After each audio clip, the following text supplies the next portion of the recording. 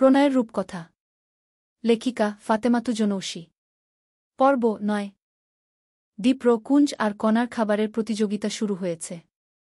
আর তাদেরকে চিয়ার্স করে যাচ্ছে রাত্রি। কুহু একবার পেছন ফিরে তাকাল। দেখে নিয়ে আয়নাকে বলল, মন খারাপ করেছ নাকি?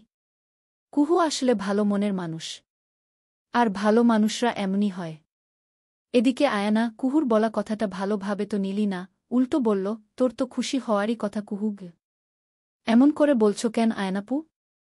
খুশি হব কেন? খুশি হোসনি বলছিস? আজব কথা তো বলেই কুহু চলে আস। ওর মেজাজটা এবার খারাপই হল। ও এসেছিল ভালো করতে। আর আয়নাপু সেটাকে কেমনভাবে নিল। ও বিরক্তি নিয়ে পুনরায় ভেতরে প্রবেশ করল। বাইরেও ভালো লাগছে না। দীপ্র ভাইয়ের কথাকে পাত্তা দেয়া যাবে না। এই লোক কুহুর কোনো কিছুরই যোগ্য না। ও যখন ভেতরে আসল ঠিক তখনই প্রতিযোগিতা শেষ হল। দেখা গেল কণা সবথেকে কম খেতে পেরেছে। কুঞ্জ দ্বিতীয় আর দীপ্র প্রথম। কুঞ্জর কিন্তু এতে একটুও মন খারাপ হয়নি। ও বরং দারুণ মজা পেয়েছে। কুহুকে দেখেই নিজের খুশিটা প্রকাশ করে ফেল। কণাপু আমার সাথে পারেনি। পারেনি। পারেনি গি। পারলাম না কিভাবে? খেয়েছি তো তোর থেকে বেশি। শুধু নিয়মের বেড়াজালে পরে হারতে হল। ওসব তো আমি জানি না। আমি জিতেছি। তুমি হেরেছ। নিজেও তো হেরেছিস। দীপ্র ভাইয়া তো তোকে হারাল। তাতে কি? আমারই তো ভাই। বলেই দীপ্রর বাহুখানা জড়িয়ে ধরল কুঞ্জ। ছেলেটা সবথেকে মিশুক আর আদুরে। দীপ্রর সাথে ওর এই প্রথমই দেখা হয়েছে। অথচ মনে হচ্ছে কত জনম ধরে একসাথে থাকছে ওরা। দীপ্র বিল মিটিয়ে দিয়ে বলল, কারো আর কিছু লাগবে? Drinks item? রাত্রি বলল, নিয়ে কিছু। পথে খাওয়া যাবে। রোদ এখনো পড়েনি। এই কুহু, ড্রিঙ্কস তো খাবি? কুহু হ্যাঁ না কিছুই বলল না। দীপ্র ইশারা করল কুহুর জন্যও নিতে। রাত্রি ড্রিঙ্কস নিতে নিতে বলল, আয়নার জন্য নেব? দীপ্র তাকাল বাইরের দিকে। আয়নার চোখে মুখে বিরক্তি। এসব কিছুই তার আর ভালো লাগছে না। ড্রিঙ্কস নীল না আয়না। তবে কুহু নিয়েছে। ওর গলাটা একদমই শুকিয়ে এসেছিল। তাছাড়া দীপ্র ভাই এখন আর কিছু বলেনি এই বিষয়ে। অবশ্য বললেও ও পাত্তা দিত না। লোকটা ভারী শেতান। বোতল খুলতে গিয়ে কুহু বুঝল অনেক শক্ত। কয়েকবার চেষ্টা করেও খুলতে পারল না ও। রাত্রিও চেষ্টা করল। হল না। মেয়েটির ভাগ্যই বোধহয় খারাপ। তাই তো দীপ্রর সাহায্যেই বোতলের ক্যাপখানা খোলা হল। রাত্রি যখন বোতলটা ওর হাতে দিল ও ছোট করে নিঃশ্বাস ফেল। আসলে ভাগ্য বড় কঠিন জিনিস। একে এড়ানো যায় না। আয়না পারলে এখনই ছুটে চলে যায় বাসায়। তবে ও যাচ্ছে না। কারণ এখানে দীপ্র ভাই রয়েছে। এই মানুষটার সাথে রাত্রিপুর ভাব একটু বেশিই বটে। ওদিকে কুহু, যদিও দীপ্র ভাই নিজ থেকেই বিয়েটা ভেঙেছে, তবু বলা যায় না কিছু। ওর আসলে চিন্তাই হয়। কোনো দরকারই ছিল না কুহুর দায়িত্ব নেওয়ার।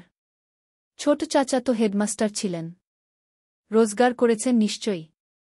তবে কেন দীপ্র ভাইকেই দায়িত্ব নিতে হবে? অসহ্য লাগে আয়নার। আর এরই মধ্যে ওর পা হরকে যায়।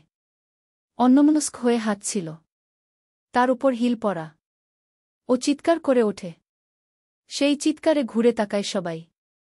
আয়নাকে বসে থাকতে থেকে ছুটে আসে তৎক্ষণাৎ। আয়না কেঁদে ফেলে শব্দ করে। কিভাবে পড়লি আয়না? উফ, দেখি বলেই রাত্রি ওর পা ধরে হালকা টান দিল। এতে করে আরেক দফায় চিৎকার করে উঠল মেয়েটি। বলা বাহুল্য, রাত্রির চিকিৎসা জ্ঞান আছে টুকটাক। ও এই বিষয়ে একটা কোর্স করেছিল। এতে করে আয়নার পায়ের ব্যথাটা কমেই গেল। কিন্তু শেয়ানা মেয়েটি এবার নাটক শুরু করল।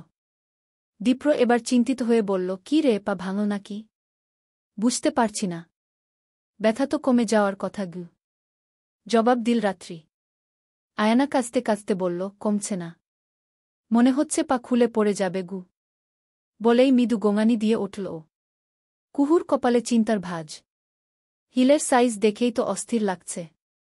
তার উপর কি চিকেন। কণার কেন যেন তেমন প্রতিক্রিয়া নেই।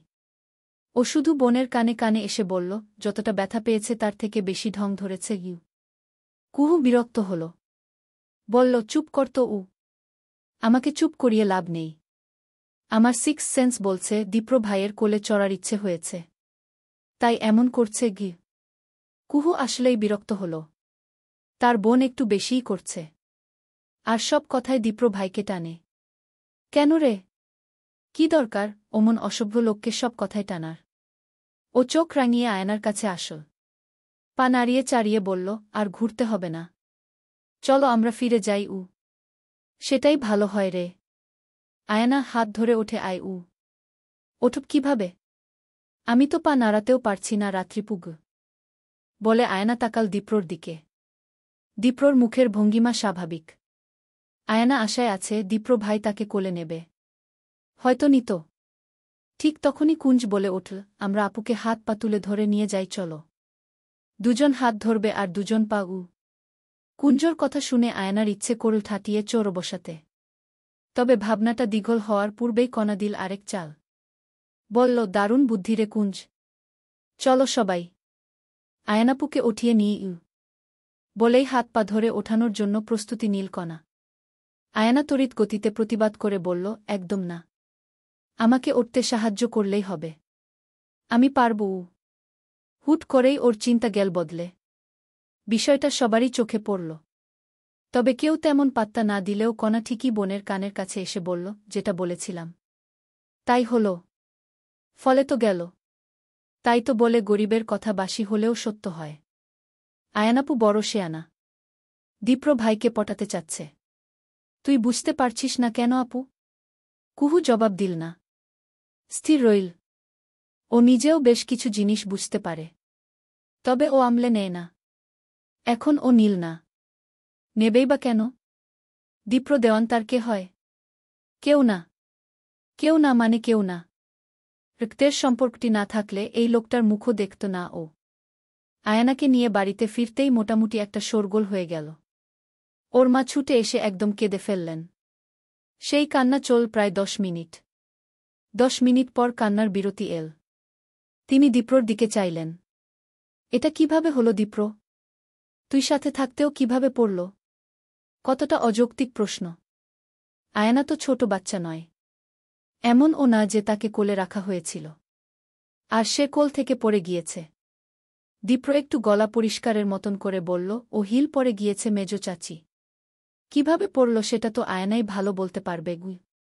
আচ্ছা, দীপ্র ভাই কি আয়নাকে অবজ্ঞা করছে? নতুবা এভাবে কেন বলল? নাকি কুঞ্জকে তখন কথা শোনানোতে দীপ্র ভাই রেগে আছেন? আয়না বিশাল ভাবনায় পড়ল। ওর খারাপ লাগছে খুব। এটা মেনে নেওয়া যায় না। ও ঠোঁট কামড়ে ধরল। অভ্যাস নেই গ্রামের রাস্তায় হিল পরে হাঁটার। তাই হয়তো পরে গিয়েছ। মেজো মামি ওকে বরং ঘরে নিয়ে যাই। রেস্ট করুক। রাত্রির সাথে তাল মিলিয়ে ভদ্রমহিলা বললেন, তাই চল। কি একটা ঘটনা। ইস মেয়েটার পায়ের চেকআপ দরকার। ওর বাবাকে কল করতে হবে। আমার আর ভালো লাগে না গি। বলেই তিনি আরেক দফায় কাজতে লাগলেন। শহরের আবহাওয়া, এসির হিম শীতল বাতাস, ঝকচকে তকতকে ঘরবাড়ি। সব কিছু তিনি ভীষণ মিস করেন। ইচ্ছে হয় এক ছুটে চলে যেতে। কিন্তু সেই কপালটি নেই। তিনি কান্না থামালেন। রাত্রির সাহায্যে আয়নাকে ঘরে নিয়ে যাওয়া হল। কণা মুখ টিপে হাসছিল। ওর কেন যেন মজা লাগছে। সেটা মা লক্ষ্য করলেন। মেয়ের কাছাকাছি এসে বললেন, এসব হাসাহাসির মানে কি কণা? এ কেমন বেয়াদবি? উফ মা, তুমি জানোই না। সব ঢং। বিরক্ত লাগে আমার উ। কণার মুখের ভঙ্গিমায় বদল এল। ভদ্রমহিলা মেয়েকে প্রশ্রয় দিলেন না। বরং কঠিন সুরে বললেন, এমন বেয়াদবি আর করবে না। যাও, ঘরে যাও। বেশি বড় হয়ে গিয়েছ না? যাও ঘরে উ। মায়ের হঠাৎ রেগে যাওয়াটা কণাকে বিস্মিত করল। ও কিছু একটা বলতে চাচ্ছিল। তবে মা এমনভাবে তাকালেন যে আর কিছুই বলার সাহস হল না। কণা দ্রুত পায়ে দোতলার দিকে ছুটল। কুহু ওর পেছন পেছন যেতে নিচ্ছিল। ঠিক তখনই মায়ের ডাক পড়ল। ও থামল। মা কাছে এলেন। তার চোখ দুটোয় কঠিন কিছু ভাসছে। কুহু সেই রহস্য ভেদের চেষ্টা করল। তবে ব্যর্থ হল। কিছু বলবে মা? হ্যাঁ গো। বলো। শুনছি আমি উ। তুমি এখন থেকে দীপ্রর থেকে দূরে থাকবে কুহু। সে তোমার চাচাত ভাই। তাই আমি চাইলেও পুরো দূরে থাকার কথা বলতে পারব না। তবে দূরে থাকবে। বুঝলে তুমি? কুহু ছোট করে বলল, আমি তো দূরেই থাকি মা গি। সত্যিই তো। কুহু দূরেই থাকে। তবু তিনি বলার জন্য বললেন কথাটা। একটা নিঃশ্বাস ফেললেন।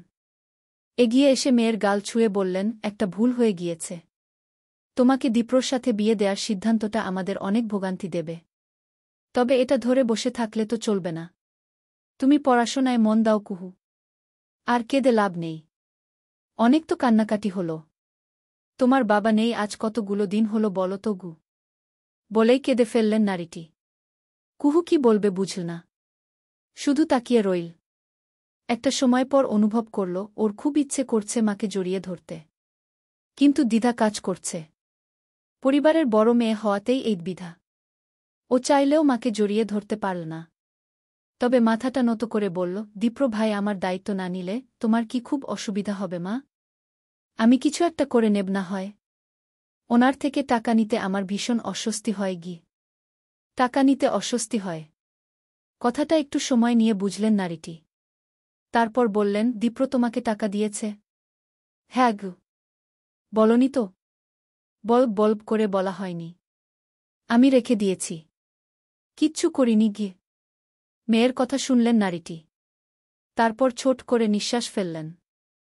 বললেন, তোমার দাদির সাথে কথা বলব আমি। আমিও চাচ্ছি না দীপ্র তোমার দায়িত্ব নিক। সে তোমার চাচাতো ভাই। স্বামী তো নয় গি। দীপ্র এসেছিল পানি নিতে। ঠিক তখনই শেষ কথাগুলো শুনতে পেল। কুহুর নজর ছিল নত করা। ও চাইতেই মানুষটার চোখের সাথে চোখের মিলন ঘটল। কেন যেন কেঁপে উঠল মেয়েটির শরীর। অথচ দীপ্রর দৃষ্টিতে কোনো উত্তাপই নেই। বরং ভীষণ স্থির। প্রায় ১.৫ গুণ বড় পর্ব দিয়েছি। আমার পাঠকেরা তেমনি বড় বড় যৌক্তিক মন্তব্য করুন তো। ধৈর্য রাখবেন। আমরা নিশ্চয়ই দারুণভাবে গল্পটা নিয়ে আগাব। চলবে।